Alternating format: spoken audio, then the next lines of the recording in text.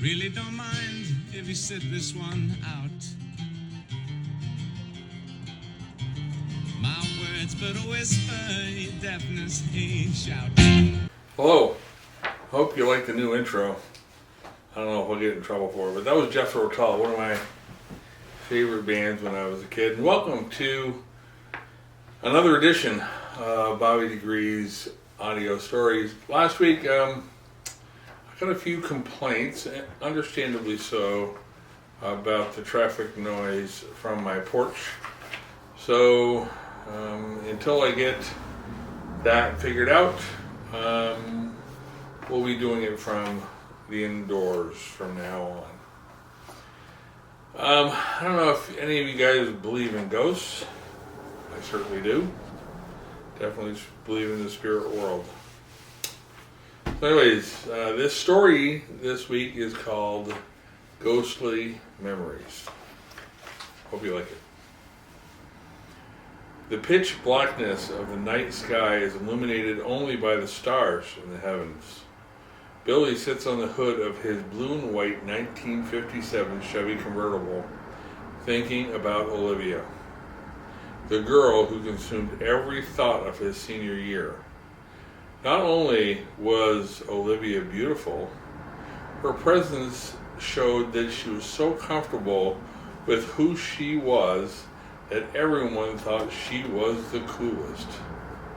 So cool, in fact, that Billy felt invisible to her. That wouldn't last forever if Billy had anything to say about it. Billy puts out his cigarette on the heel of his black boots and begins to plot his revenge. That night he didn't get much sleep. The cheap hotel that he stayed in on the outskirts of town offered little or no comfort. The bed was as unsettling as his hatred for someone who never knew he existed. He bought a cup of stale coffee from the vending machine outside the office. It was cold and tasteless, but it was his only option. He lit a cigarette, opened up the car door, and settled in for a drive back to the town where his haunted memories resided. You see, Olivia was the popular girl at Marietta High School, and Billy and his family lived in a trailer park on the other side of town, a place that most kids weren't allowed to visit or even wanted to because of its reputation for crime. As Billy wanted to fit in, his circumstances were never going to allow it. It wasn't his fault, it was situational. And the young man in high school had little influence over the perception, his own or anybody else's. That night at the football game was the trigger that changed Billy's life forever, and it was something he would never forget. He just pulled into the neighborhood store, and his left front tire hit a large pothole filled with rainwater from the night before. This was the place where everyone on the rich side of town would hang out, waiting for rides to school, buying extra snacks, showing off post-puberty points. Moving past through the entrance of the abandoned storefront intensified the flashbacks of those unstable times. So far, Billy hadn't crossed paths with anyone who might have known him, and that was something he was grateful for. He slid on his sunglasses, more for disguise than for the sun, as the day was dark and dreary. As he pulled away, his focus on his plan for personal redemption, determined to set things right once and for all. It was halftime of the homecoming game when Billy noticed Olivia crying under the bleachers. He wanted so to comfort her and tell her everything would be all right, but as he got closer, a couple of the rich boys from town tripped him, sending him face first into a puddle of thick mud. All Billy could hear was laughter, mocking cackles aimed at the poor boy in jeans and a t-shirt. He thought he heard Olivia laughing too, but he was too embarrassed to look up. He slowly slithered away, only to be caught by the principal and expelled for fighting. the richer boys received no punishment at all. That's just how it went. Billy was determined to fix it this time, as his spirit carried the weight of his ruined reputation in a town that never made him feel like he belonged. He aligned his emotions with anger born from misunderstanding. As he walked the streets of his past, no one spoke to him, but he heard every word around him. While standing outside the local diner, he overheard bittersweet news. Olivia had been killed in a tragic accident and was buried in the cemetery on Town Hill.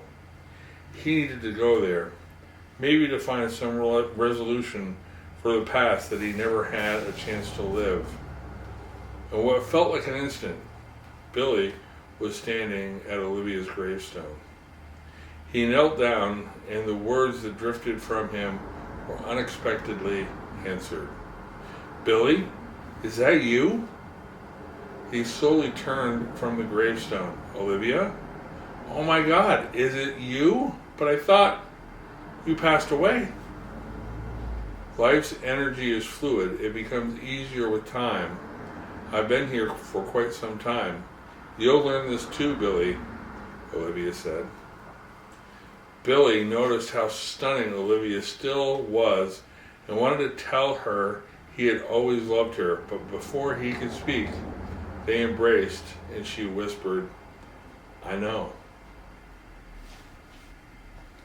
For what felt like an eternity, they talked. Olivia shared that her infatuation with Billy had grown into love. As he moved through the final moments of his life, she had never lost touch with his energy, hoping that one day love, respect, and positivity would bring their spirits together, to spend forever holding hands, laughing, and embracing one another's shared connection.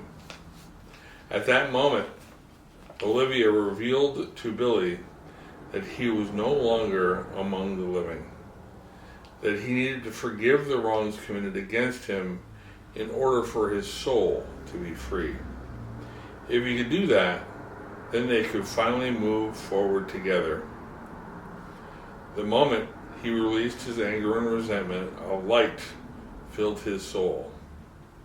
It was a feeling of acceptance, love, and redemption, everything he had longed for his entire life.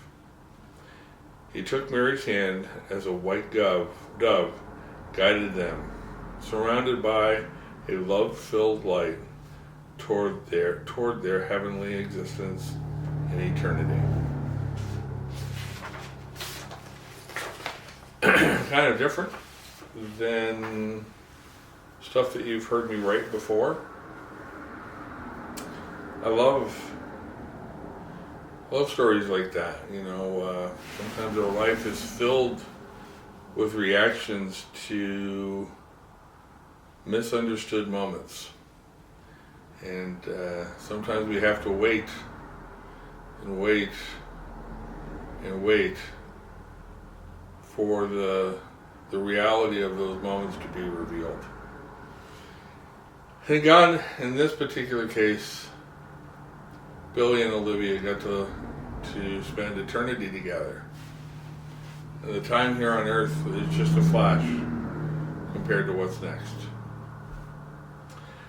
Thank you for listening. This is Bob Degrees Audio Stories, episode 27. It's Friday, like I always say, because I come to you every Friday. I commit that to you. We've had a few new subscribers this week, which is great. We're up to 46. If we get 4 more, the fourth subscriber that comes on board in the next 4 gets a copy of my book, The Planted Seed, A Book of Hope. It comes out June 15th. I appreciate you all and that you took the time and take the time every week to listen to me, this old man from Vermont.